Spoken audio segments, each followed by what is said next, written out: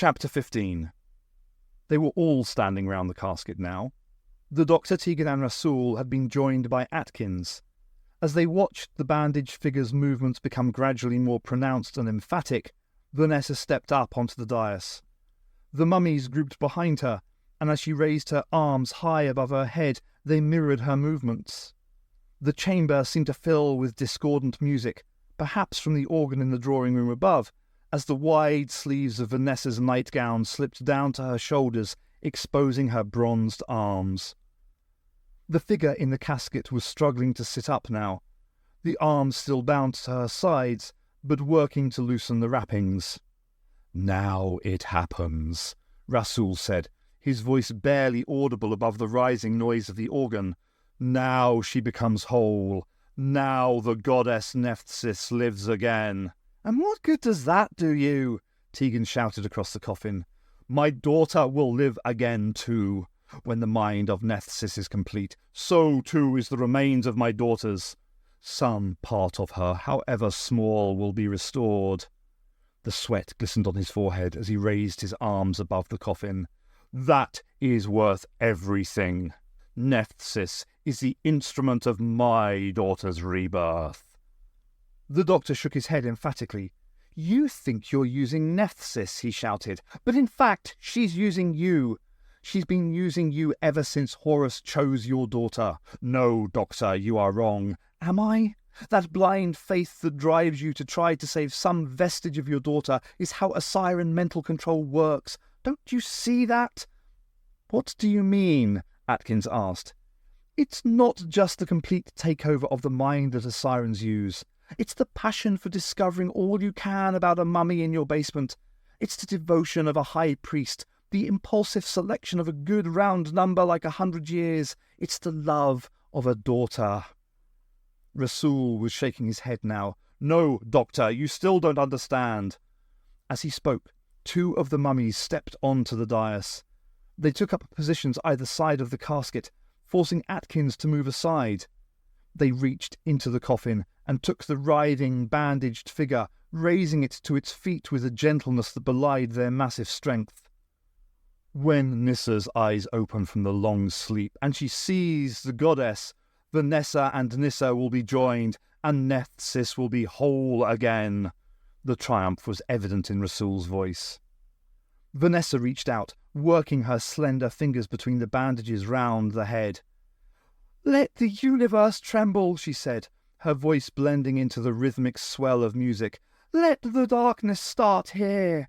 Then she tore the bandages from the face of the figure standing in the sarcophagus. Tegan screamed, and the organ music stopped. Tegan stepped back, hands to her mouth, and almost fell down the step. Vanessa froze, her eyes meeting the gaze returned from beneath the torn remains of the bandages. Atkins stood puzzled, and Rasool stood open-mouthed in horror and amazement. The doctor nodded slowly, his face setting grim satisfaction. The figure standing in the coffin, held either side by an Osiran mummy, her head now almost free of the bandages, was recognisably Nissa. The grey hair hung in ringlets about her neck. The round face was creased and wrinkled round the bright, intelligent eyes. The pale lips were pursed slightly, as if in defiance. When Tegan had seen the doctor unwrap Nissa's head in 1896, it had been to reveal the young woman she remembered from the previous day. Now she looked nearer 90 than 20. "What is this?"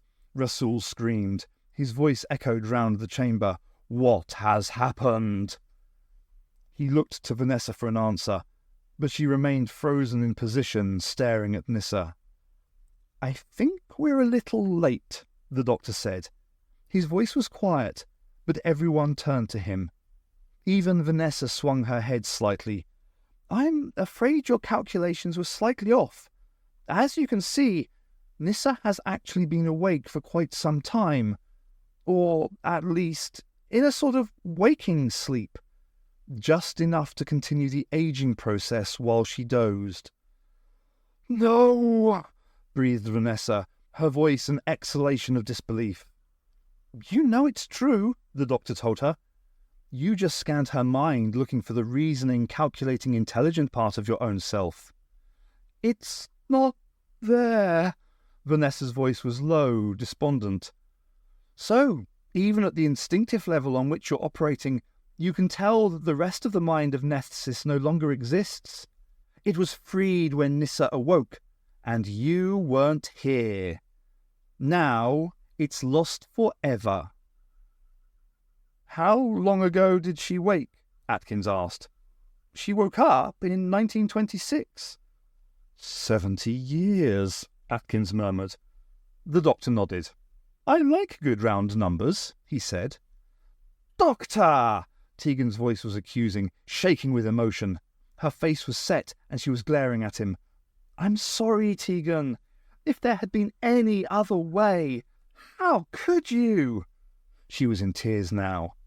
How could you do this to Nissa after everything? The doctor smiled sadly. Rasul knows. He asked if I could sacrifice a friend to save the universe, if I could make that choice. He didn't believe you could, she said through her sobs. And neither did I. Rasul, too, was shaking with anger. Doctor, I shall kill you for this. The doctor returned his stare. I don't care, he said levelly. The universe is safe now. All you have is a woman who hardly knows who she is and can't make a decision beyond the next instinctive moment. She can respond to circumstances, make impassioned speeches from the heart of the evil goddess she once was. But longer term than that, she can never make up her mind. He grinned suddenly. I hope you'll excuse the choice of phrase. She will be whole, Rasul insisted. We shall find a way. Vanessa stood watching them, listening to the exchange, but taking no part. Her face was impassive. Not without going back to 1926, you won't. The doctor frowned, as if surprised at his own words, and bit his lip. He turned away, went to comfort Tegan. Rasul's brow creased in concentration. 1926, of course. Nephthys must be there when your friend wakes. Must have been waiting for her first moments of this waking sleep. Then her mind will meld and be one. He looked across at Vanessa, and she in turn reacted, nodding to the nearest mummy. The mummy let go of Nissa, who sagged, still held by a second mummy. She had been paying careful attention to what was happening, but said nothing. The mummy lurched towards the doctor, grabbing him by the shoulder and spinning him round. Then it pushed him towards Rasul. You will take us, Doctor, Rasul said. You will take us back to 1926. He pointed the gun at the doctor's head to emphasize the demand. But the doctor shook his head. Oh, no, I won't. And threatening my friends here will make no difference either, he said as Rasul moved the gun to point at Tegan. By now you must realize that I value even their lives below the imperative of keeping Nephthys subdued. The past is over and done with, dead and buried in a box, and you can't change it. Rasul considered for a moment, then suddenly he smiled and lowered the gun. But we can, he said. Thank you for the suggestion, Doctor. We shall use the sarcophagus. It can open a vortex tunnel to 1926 as easily as it transported Nissa to ancient Egypt. The doctor's jaw dropped, and for a second he was speechless. No, he cried, his arm flung out in appeal to Rasul, an almost theatrical gesture. But Vanessa was already turning to the mummies. Go, she said, and her voice was like the cracking of hell.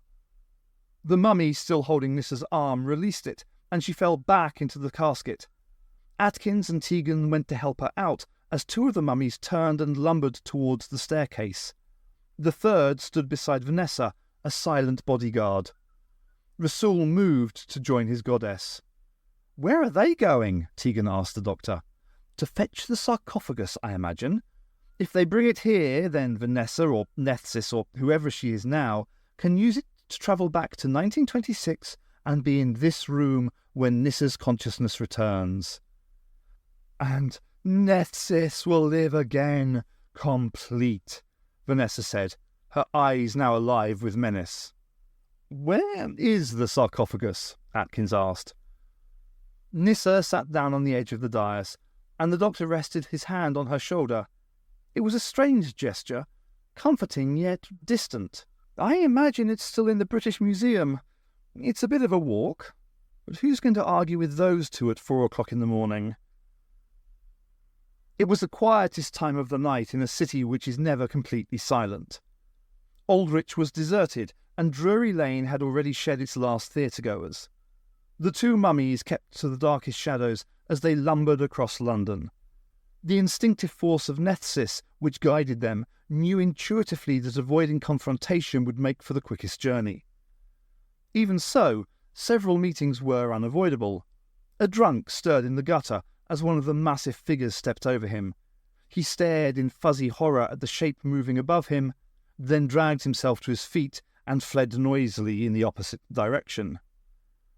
As they neared the end of Drury Lane, a police patrol car drew alongside. "Good party," the driver called at them, but the robots ignored him. The patrol shadowed for a while before receiving a call about a hit and run in Bloomsbury. It wailed off into the night, and the mummies continued their ponderous progress towards the north entrance to the British Museum. Henry Edwards was making his routine tour of the ground floor when he heard the crash. It sounded as if the north door was being smashed open. The penetrating scream of the burglar alarm echoed round the museum. Henry reached for his radio as he ran down the corridor. What was left of the door was hanging from a bent hinge, swinging slowly in the night breeze. Henry stared at it, fumbling the buttons on the radio. He had almost got it to his mouth when a huge shape resolved out of the shadows and stepped towards him. His first thought was that one of the exhibits from the Egyptian rooms on the floor above had somehow come to life. But then he realized that it must just be a student prank. He was still thinking of a witty put-down when the huge bandaged hand lifted him by his neck and flung him down the corridor. His head hit the wall with a thud, leaving a sticky trail behind as his body slid slowly to the floor. The mummy continued on its way, hardly slowed by the encounter. It followed its fellow to the north staircase and up to room 66, which was just at the top of the first flight. The Osiris sarcophagus stood in the corner of the room. It glowed with an eerie internal light as the service robots approached. They lifted it easily between them and started on their return journey.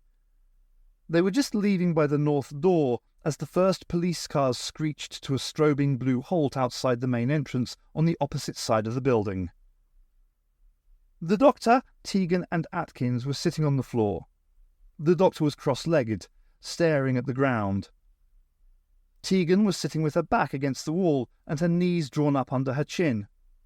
She looked round at the others, avoiding catching Nissa's attention, and thought back to the last time she had sat in a similar position on the same piece of floor. It had been 100 years ago and thousands of miles away. But the real shift was in her perspective. Then she had been desperate for Nissa's long sleep to end. But now that Nissa had finally awoken, Tegan was depressed and confused. Nissa sat close to Tegan. Her frail old body seemed shrunken and bereft of energy. She stared at the doctor as if for reassurance. Occasionally, the doctor looked up and smiled faintly at her, and Nissa visibly relaxed a little. But Tegan was unable to decode the communication between them, if there was any. Soon after the mummies had left, Tegan had tried to talk to Nissa, but she had been unresponsive, answering in monosyllables or nods of the head. "Are you okay?" Nod. "How do you feel?" Shrug. "Do you want to talk about it?" "No." Rasool was pacing nervously up and down beside the raised dais. Vanessa stood motionless, her eyes flicking back and forth as if she was seeing events played out somewhere else. Beside her, the Osiris mummy stood massive and silent, Its upper body swayed slightly as it kept watch over both the group sitting on the floor and Rasool. Despite their bulk, the mummies moved almost silently. It surprised Tegan when the doctor suddenly leapt to his feet and dusted himself down. A moment later, the two mummies entered the chamber, carrying the sarcophagus between them. They positioned it on the dais at the head of the casket in which Nyssa had slept, bowed slightly to Vanessa, and stepped back. The third mummy joined them, and together they raised their arms. From the house above, the organ roared into strident life, and a cacophony of powerful noise swelled through the basement. The doctor helped Nyssa to her feet, and led her by the elbow towards the dais. Tegan followed, and heard the doctor whisper to Nyssa, "Just here, where you will have a clear view of the sarcophagus." He glanced round as Nyssa stood where he had indicated. "Typical doctor," Tegan called across at him. "All hell is about to break loose, and all you're worried about is getting a front row seat." The doctor caught Tegan's eye, then looked quickly away again as Atkins joined them. Rasool was already beside the sarcophagus as its inner glow seemed to swell with the organ music. "That's right," he said to the doctor and his friends. "Watch the final apocalyptic becoming of the goddess." He raised his arms high in the air, mirroring the mummies. "Nephthys shall live once more." "She's using you, Rasool," the doctor said. "Can't you see that yet?" But Rasool ignored him as Vanessa went up the steps towards the glowing casket. As she approached, the carved front of the sarcophagus seemed to melt away in a blaze of light. Then the light turned in on itself and was sucked back into the casket.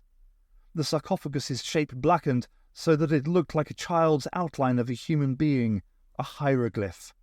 Light seemed to pour in from outside, spinning and spiralling inwards and tumbling towards the vanishing point. "What's happening?" Atkins asked the doctor. "She's established a time tunnel back to 1926, he replied quietly. "Her power is greatest here, so it's the best place to start the tunnel." "So she can do it?" Tegan said. "She can travel back to Nyssa's waking moment and become complete? She can become Nephthys reborn?" "To destroy the world?" Atkins murmured. Vanessa turned to them as if she had heard Atkins' words. She was standing directly in front of the time tunnel, so that the power and energy seemed to flow past and around her into its depths. Her eyes were holes of tumbling light, and her voice had taken on an echoing, melodic resonance. "So, Horus, your naive stratagems have failed, as I always knew they would. Now I reclaim my birthright of evil. Now I begin the reign of dust and darkness. Now all life shall wither and perish under the reign of Nephthys." She raised her arm, the bracelet and the ring glowing with the same intensity as the time tunnel. Out of the corner of her eye, Tegan was aware that the cobra and the jackal were also strobing and glowing like alabaster lit from within. "Abase yourselves," she ordered. "You are as nothing before the power of Nephthys." Tegan felt her knees give way and collapsed painfully to the stone floor. Beside her, Atkins was also kneeling. The doctor remained upright for a second longer, then he too collapsed to the ground.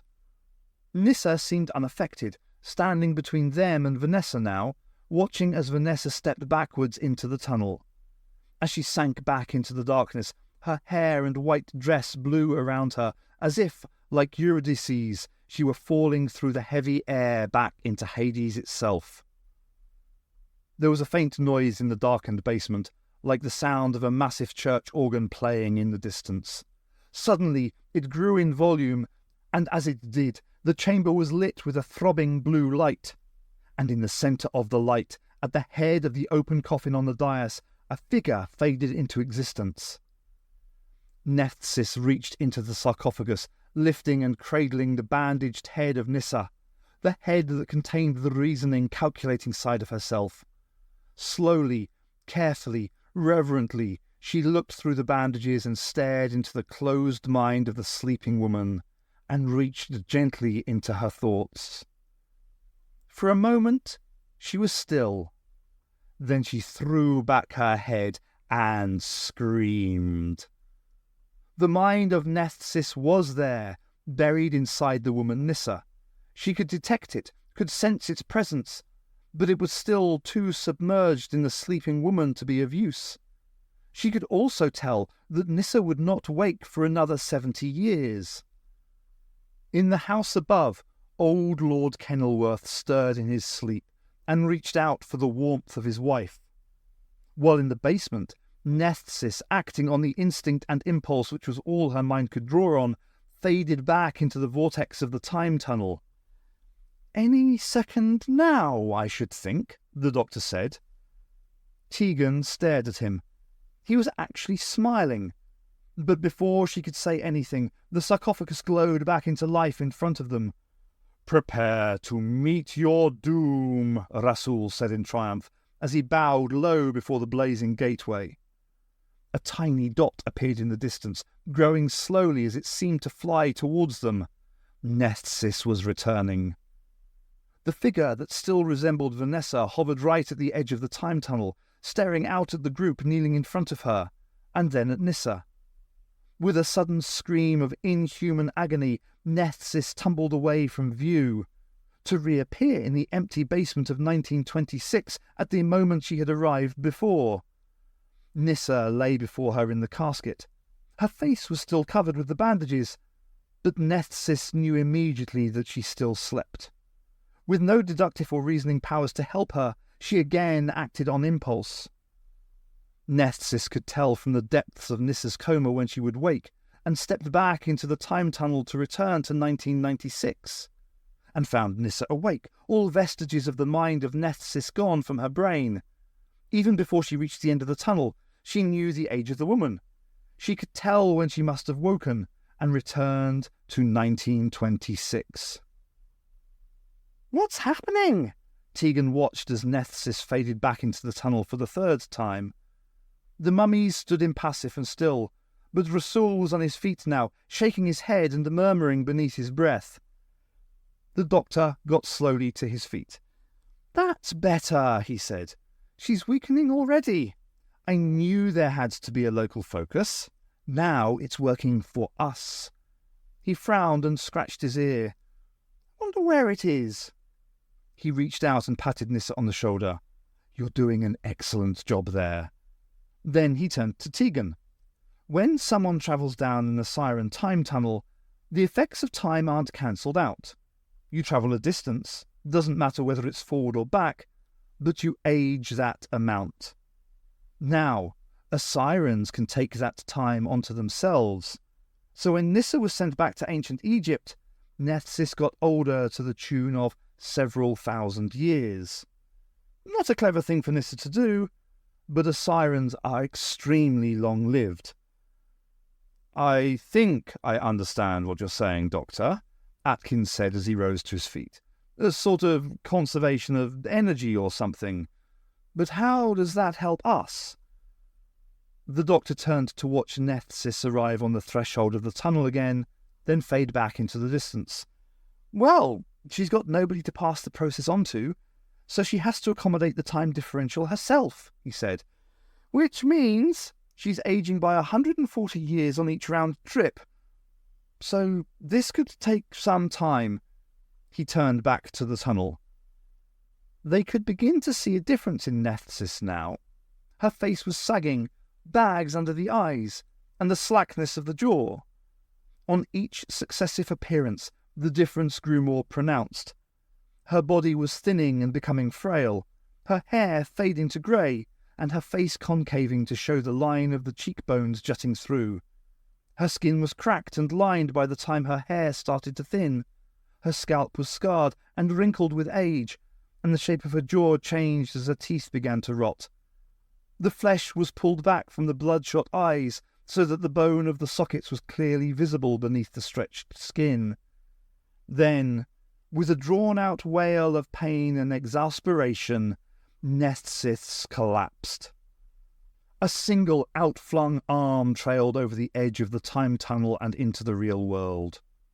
It was barely more than a strip of faded bone. As they watched, it crumbled and powdered to dust. leaving a faint shadow of itself in its place. The bracelet and ring it had been wearing survived a fraction of a second longer, then they too exploded in a puff of ashes. Across the room, the rearing cobra collapsed back into its coils as it crumbled away, and the statue of Anubis sank lower on its haunches before its back broke under its own weight. The snarling head sat for a moment on the broken paws, then the jaw fractured, and the stone deteriorated into a pile of sand. Rasul stared across the room at the powdered relics. Then his gun clattered to the floor. As he fumbled desperately in his jacket pocket, he pulled out an hourglass, held it up to the light as if in supplication. It exploded in a crash of organ music, showering him with sand and glass, and Rasul collapsed to his knees. He knelt in front of the doctor and his friends, reaching out towards them. Tegan thought he was begging for help, but as she watched, he curled his fingers like claws, turned them, and ripped into his own face. The flesh and tissue disintegrated as he tore at it, pulling his head to pieces. He gouged a trail down his cheek, and dust fell from the rotting bone underneath. He was still tearing at the dry stump of his shattered neck when he toppled forward. His body rolled off the dais and crashed to pieces on the floor below. The Assyrian mummies smashed and crumbled to the floor beside him, their arms still raised in supplication to their goddess Nephthys. London, 1880. The needle stretched up above the buildings behind it, a sharp point into the sky. George Vulliami's gaze was fixed on its growing silhouette as he approached along the embankment. As he got closer, he could see the imperfections of the stone edges against the clouds. Closer still, and he could begin to discern the carved hieroglyphs which covered the obelisk. But Vulliami's mind was elsewhere.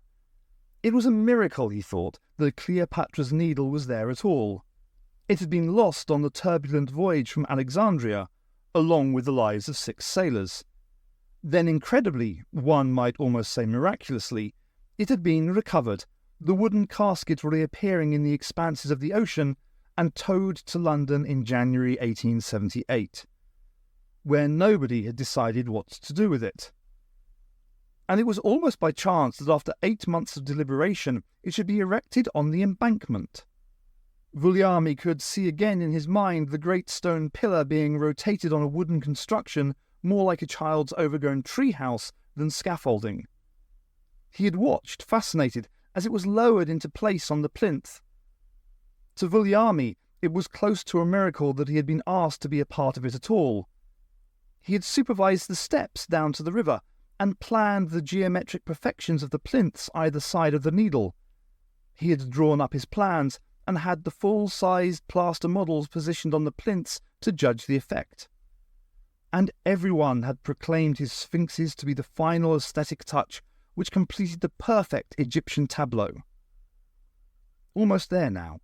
If only his wife had not been taken ill, if only he had not waited for the doctor to arrive, he would have been present for the final act.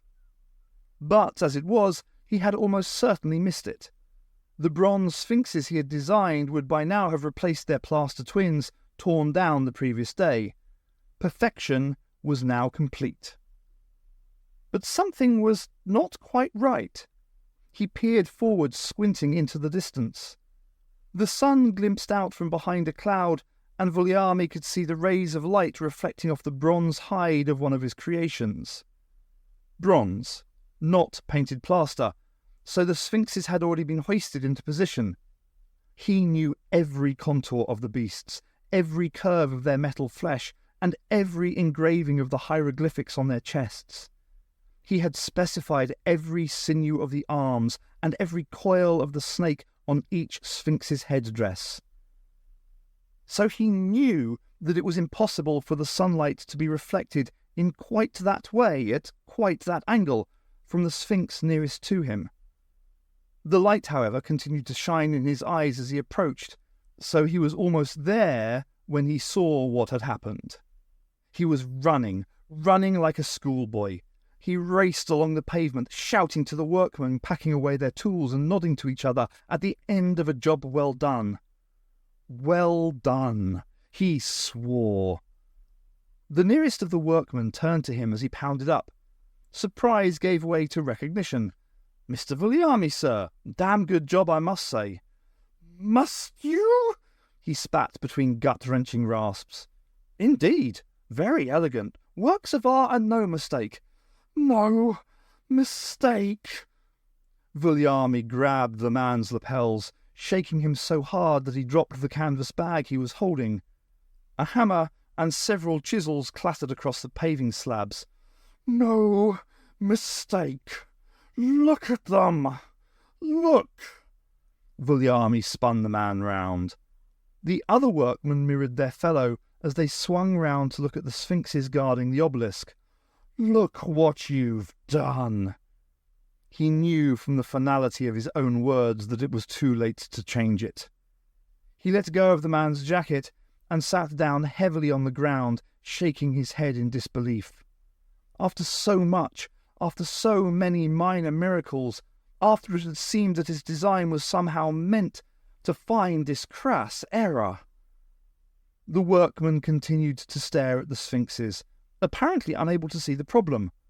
The beasts themselves continued to stare inwards at Cleopatra's Needle, oblivious to the consternation and confusion around them.